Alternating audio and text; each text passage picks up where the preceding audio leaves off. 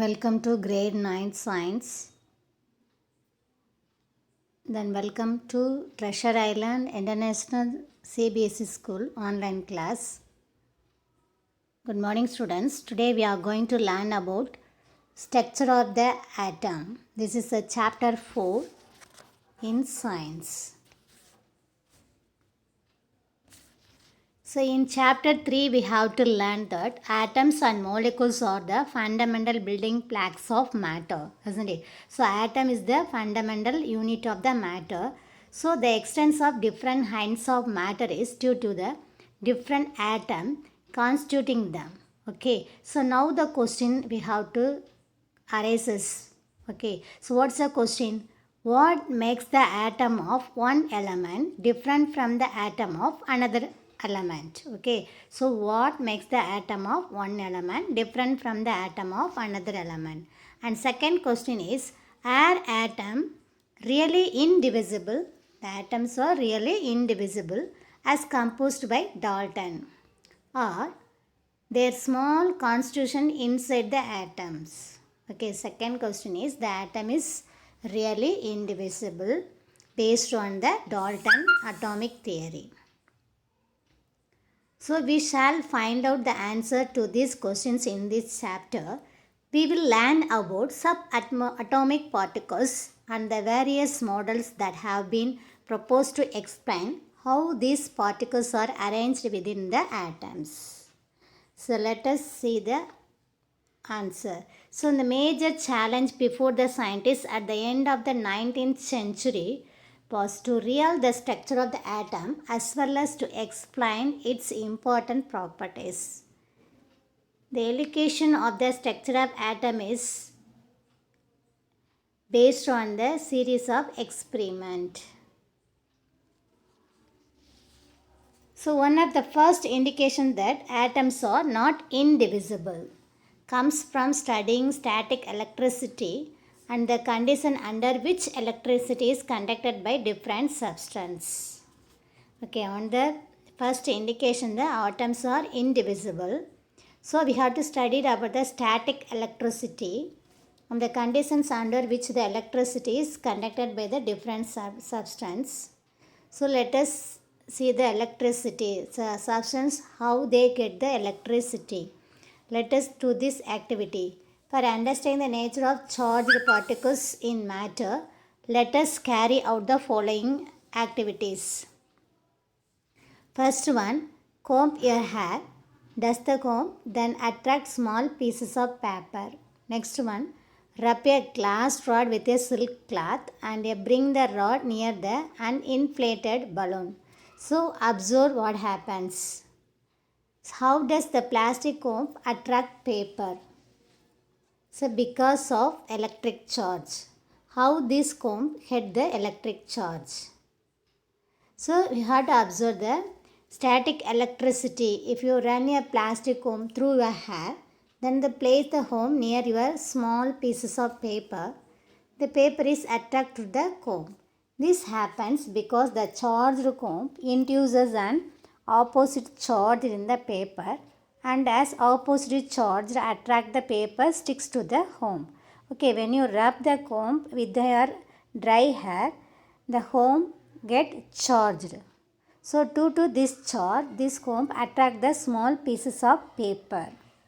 Okay, so when you rub anything, they have to rub anything, that is due to the friction, the particles become charged.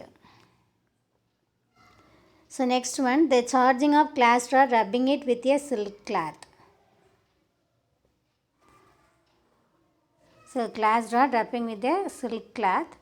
The balloon, then we have to bring the charged glass rod near to the balloon. The balloon will attracted towards the glass rod. Okay, the balloon will get attracted as while rubbing the glass rod with silk cloth. Okay, because the glass rod get charged. Look at this picture. The balloon is attracted towards the glass rod when rubbed with a silk cloth. So it is known as charged object and uncharged objects. So what is known as charged objects and uncharged objects? An object having no charge, no electric charge on it is called an uncharged object. What is known as uncharged object? Because the object doesn't have any electric charge, that is known as uncharged object. The what is known as charged objects? An object having electric charge on it is called charged object. Okay, and the object have charged on it, that is known as charged objects. And these charged objects attracts other uncharged objects. Okay, these charged objects attracts other uncharged objects. Okay, so when you rub anything or friction, due to friction the object gets charged. These charged objects can attract the uncharged objects. Okay. So from these activities we can conclude that on rubbing two objects together they become electrically charged. Okay, so where does this charge come from? This question can be answered by knowing that an atom is divisible and consists of charged particles. Okay, atom is divisible. But Dalton told the atom is indivisible particles. So from this we have to understand that atom is divisible particles. Due to this fact, Dalton atomic theory is not suitable. It seems that an atom was composed of protons and electrons, mutually balanced their charges. It is also appeared that protons were in the interior of the atom, for whereas electrons could easily be removed off, but not protons. Okay, so proton is inside the atom and electron is outside of the proton. Okay, because electrons move around the nucleus. So at that time they didn't find a proton, neutron and electrons. Okay, after that only we have to find that. So before they didn't find the proton, neutron and electron, they have concluded that the proton is outside. Electrons cloud easily be removed, okay, but not protons. Now big questions are, what sort of structure did these particles of the atom form? We will find the answer to this question, okay. John Dalton considered an atom to be an indivisible entity, but its concept had to be discarded at the end of 19th century.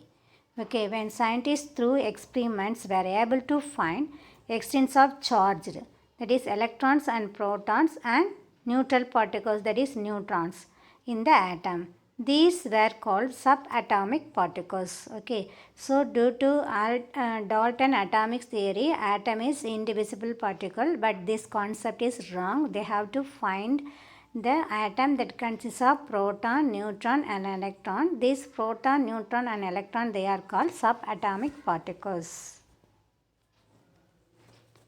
So first they have to discover of electrons, that is known as cathode rays experiment.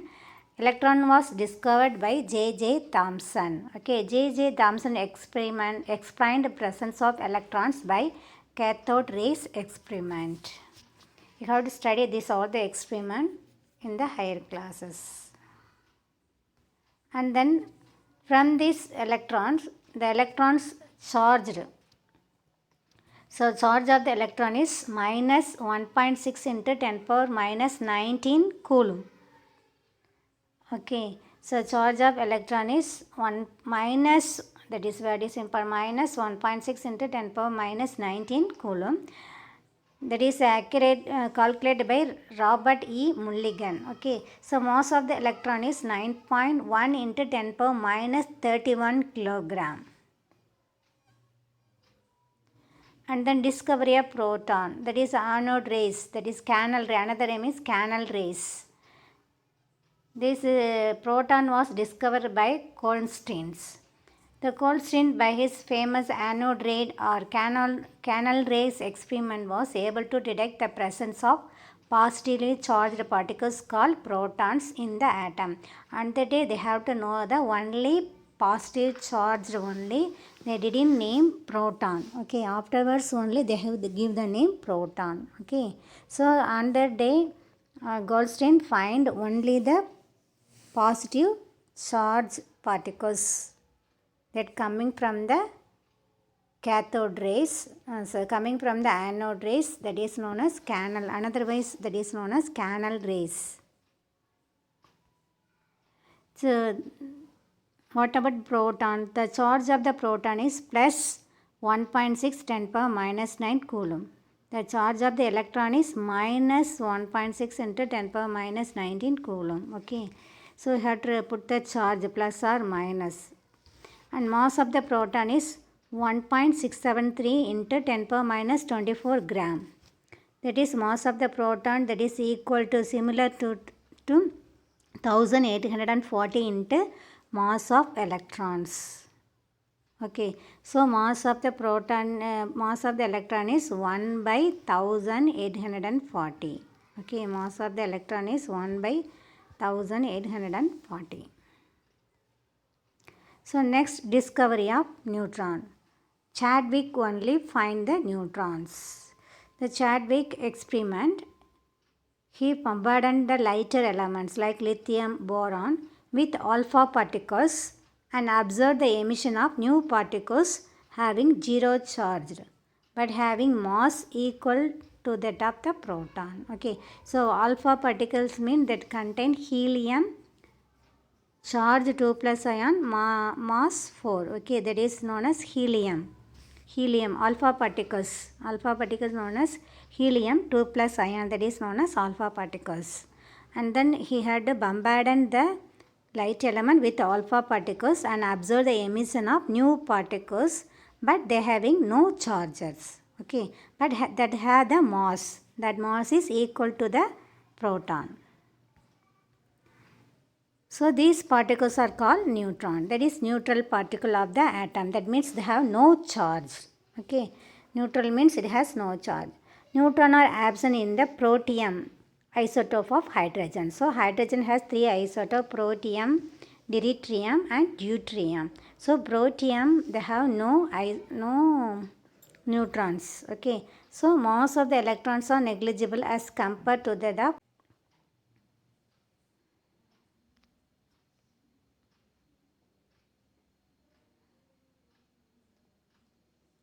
these particles were called neutron, that is neutral particle of the atom. Neutrons are absent in protium isotope of hydrogen since the mass of electrons are negligible as compared to that of proton and neutrons. Hence, sum of masses of proton and neutron in an atom will compose its atomic mass. So, atomic mass is equal to mass of the proton plus mass of the neutron. And some of the atomic model: Thomson model of an atom, Rutherford model of an atom, Bohr's model of an atom. So let us see one by one. The most trusted and scientifically established model of an atom which is adapted these days is quantum mechanical model of an atom. Okay, so now we have to use the only quantum mechanical model of an atom. Okay, let us see the Thomson atomic model. This model is often called the watermelon model. Okay, so in this model, Thomson predicted the presence of electron inside the positive sphere that is made up of proton, just same as the seeds of watermelon are embedded in the red edible part of the watermelon. So otherwise it is known as watermelon model of the atom.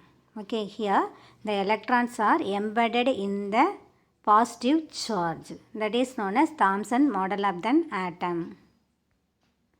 So J.J. Thomson is a British physicist, was born in Cheetham Hill, a suburb of Manchester on 18 December 1858. He was awarded the Nobel Prize in Physics in 1906 for his work on the discovery of electrons. He directed the Cavendish Laboratory at Cambridge for 35 years, and 7 of his research assistants subsequently won Nobel Prizes. Let us see the question answer. What are canal rays? The canal rays are positively charged radiations which led to the discovery of positively charged subatomic particles called proton. Then, if an atom contains one electron, one proton, will it carry any charge or not? The atom will be electrically neutral because one negative charge balances one positive charge. So, the atom is neutral, it has no charge. So, one negative charge balances to the one positive charge. So, on the basis of the Thomson model of an atom, explain how the atom is neutral as a whole. So, according to the Thomson model of an atom consists of a positively charged sphere and the electrons are embedded in it. The negative and positive charges are equal in magnitude, that means equal value. So, the atom is electrically neutral. So, name the subatomic particles of an atom.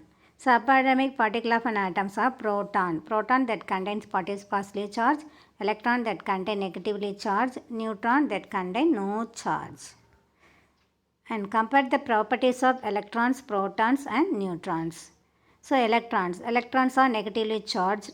Mass is negligible compared to the proton because its mass is 1 by 1800. Okay, that means very less amount. Okay, then it can be neglected, not calculated with the mass, and then get attracted towards the positive charge. So, electron is minus charge, so it goes towards the positive charge present outside of the nucleus.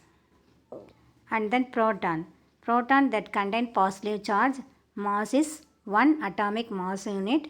It is attracted towards the negative charge. So, positive charge attracted towards the negative charge. And then neutrons, it contains no charge. Mass is 1 atomic mass units. Do not get attracted as they are neutral. So, it does not attract towards positive or negative because it is neutral.